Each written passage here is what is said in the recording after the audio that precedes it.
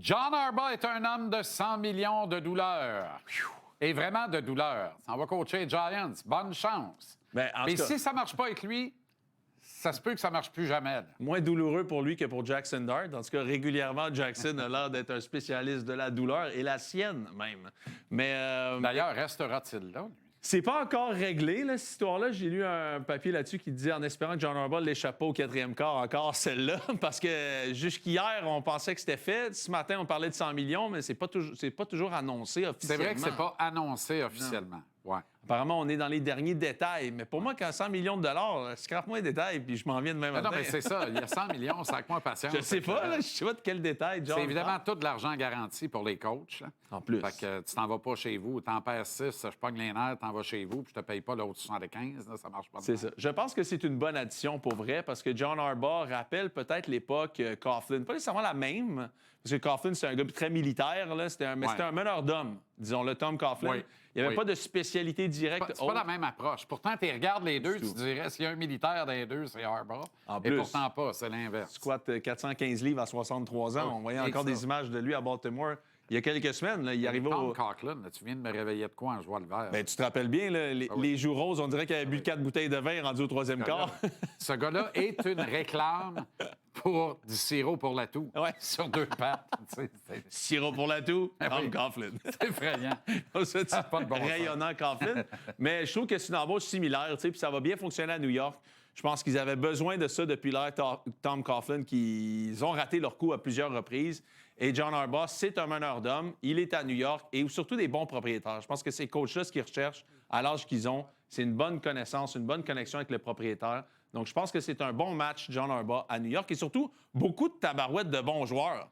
New York, là, je veux dire, c'est juste Jackson mettre ça Dart, Cam Scalabou, Abdul Carter, Malik Neighbors, Dexter Lawrence, Brian Burns. Il y a du monde en tabarnouche dans Mais ce je groupe-là. répète, est-ce que ça va être Jackson Dart ou ça va être un des deux quarts qu'on va regarder lundi soir?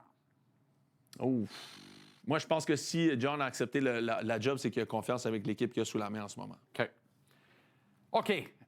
Ce sont les divisionals, le week-end des divisions. Ouais.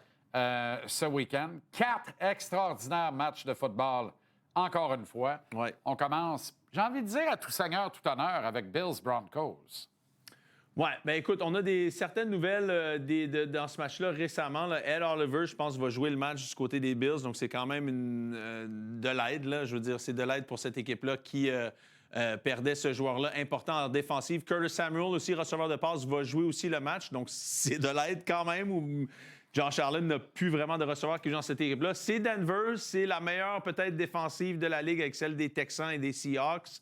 Et c'est surtout, je pense, le meilleur avantage de la maison de la Ligue. Donc, c'est là où je pense que ça se joue. Une grande partie du match va se jouer. C'est Superman Josh Allen contre l'équipe au complet des Broncos. Les Broncos, excellente fiche, n'ont pas réussi vraiment à impressionner au courant de l'année parce qu'il y a plein de matchs qu'ils auraient dû perdre, qu'ils ont finalement gagné. Donc, ils ont une fiche resplendissante. Mais est-ce que c'est ça vraiment? Est-ce que c'est 14 victoires qui représentent les Broncos? Je ne pense pas. Mais les Broncos reposés à la maison, Sean Payton 4-0 en carrière avec une semaine de congé en éliminatoire. Donc, il va être dur à battre cette semaine-là. Ça serait bien restant que plus de Mahomes, plus de Jackson. Ils partent. Josh Moi, je te l'ai pense dit. son coup. Moi, ce que je pense qui arrive, c'est que les Bills perdent. Sean McDermott perd son travail. Robert Saleh s'amène. Mike McDaniel s'amène peut-être à Buffalo, peu importe, Joe Brady quitte. Et oui, ça serait triste que Josh Allen rate cette fenêtre-là, mais il serait meilleur l'année prochaine qu'ils sont cette année. L'incongruité de la fin de semaine, négligée par 7 les Niners à Seattle. Tu trouves? Moi, je trouve que c'est incongru. Bien, il ressemble aux Bills un peu. C'est une bonne Oui, mais équipe. t'es à l'intérieur de la C'est pas division. le même Superman. Ouais. C'est une grosse bataille. Ces deux clubs-là se connaissent par cœur. Ouais.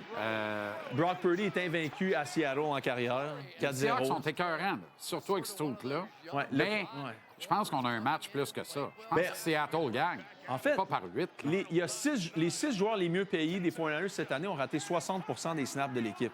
OK?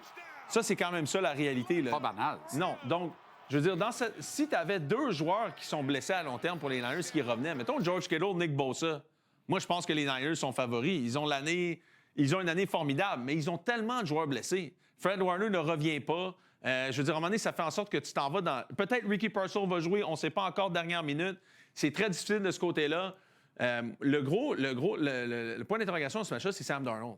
Sam Darnold, qui est un bon carrière depuis les 2 dernières années, en 28 victoires en saison régulière. Mais en éliminatoire, on n'a pas vraiment plus compliqué. Ça a été plus compliqué, puis il n'y a pas une grande expérience.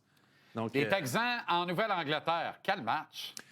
ouais, écoute, peut-être que pour le commun du mortel, ils vont peut-être pas triper sur ce match-là. Ça se peut que ça finisse 14-11, là, tu sais, ça se peut Oui, que mais ça va en être tout un. Ça va être tout un match, Les exactement. puristes vont être servis. Comme les 3 premiers quarts des Texans contre les Steelers. Tu sais, moi, j'ai adoré ça. Là. Exact. Et si ce gars-là trouve une faille, Ouais. parce que c'est quand même toute une défensive, Il n'y aura pas de faille. Il n'y aura pas de faille. Il n'est pas supposé en avoir. Il n'y en aura pas, mais est-ce que le talent de l'un ou. Ça va se passer 3-4 jeux. Là. Si les Patriots vont vouloir marquer 17 points, ça va être en 3-4 jeux parce que le reste va être très durement travaillé. Les Texans, Nico Collins ne joue pas. C'est leur meilleur receveur, de l'équipe, peut-être le meilleur joueur de l'équipe. Il ne joue pas en fin de semaine. Ça, c'est un gros coup pour les Texans. Les Rams de la Californie avec un facteur éolien en degrés québécois, moins 37 à moins 40 à Chicago, avec un vent épouvantable. C'est un sport d'éléments et ça doit servir d'à Bears. Tout ce que tu as fait en saison doit payer là. Et c'est... Moi, je mets mes chips sur les Bears. Ah ouais? Écoute, c'est ça que Ben Johnson a fait. Hein? Ils ont pratiqué la semaine dehors au complet pendant cette semaine. Dès la semaine numéro 1, il a dit « J'ai des bons receveurs, mais moi, je dois courir le ballon parce que je m'en vais vers là. » Et c'est exactement ce qui se passe. De l'autre côté, c'est Sean McVay, c'est Matthew Stafford, Devontae Adams, Puka Nacua et aussi Lafleur qui vient de perdre contre Ben Johnson. Après la conférence de presse, Ben Johnson dit F de Packers. Et cette semaine, Sean McVay lui a demandé « Est-ce que tu as parlé avec Matt Lafleur? » Il dit « Écoute, on est meilleurs amis, il vient d'y jouer. » Non, j'y ai pas parlé. Donc, Matt Lafleur a sûrement travaillé avec McVay pour le préparer. Ça aussi, c'est un bon avantage. Et Caleb Williams qui a rendez-vous avec l'histoire. Tu reviendras nous parler de ta mosaïque de coach. Oh! Beaucoup de J'adore. sièges de disponibles. Billets de saison.